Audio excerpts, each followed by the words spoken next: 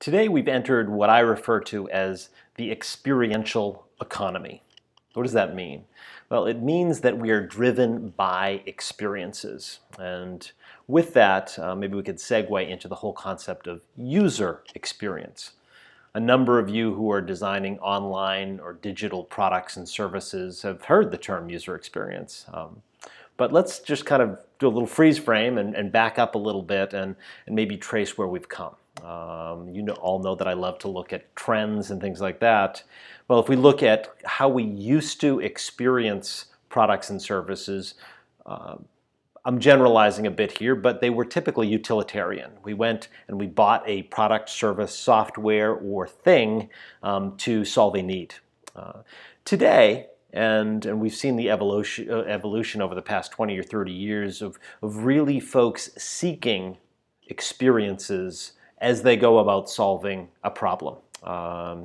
A number of millennially focused analyses have said millennials are the ultimate, and forgive me if you're from the millennial generation, the ultimate experience seekers. They would much rather have experiences that they collect versus things in their lives. And that's really evident as we look at the world around us, whether it be, I went to a car dealership next door to where I work, and it's gorgeous. And it has everything from nail salon to espresso machines and classical music and reading, and all I wanted to do was get my car repaired, or actually my tire fixed. But people equate that experience as something that they're willing to pay for, which is understandable why the car dealership invested so much in that experience. As you folks design products and services for your own business, I invite you to think of user experience as a very holistic and all-encompassing type of activity. Because I think one of the things that we tend to do is that we tend to either be scientific thinkers or artistic thinkers. And I know that's a major generalization, but I oftentimes see user experience being dropped into those categories. So if we're designing a cool, immersive website, front-end designers, folks who are great with visuals, tend to live there and provide that support and build those experiences.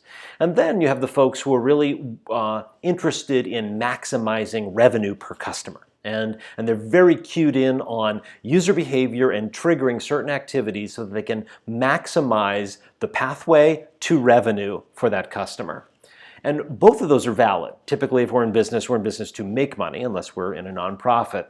But I think you need to balance the artistic and the scientific. And if I may, over my shoulder here, the blue piece of artwork is really kind of an interesting, I guess, representation of what I'm trying to describe here. It was created by a guy named Victor Vasarely in the 1970s, and he was an op art or an optical art artist who really looked at science and art.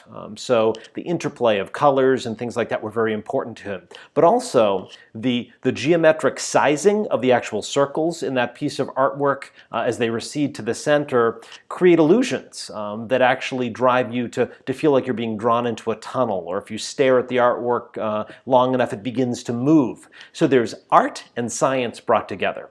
So as you think about user experience and for whatever your product or service or business you're creating, I invite you to look at both sides of those, because that's what your customers today will be looking at.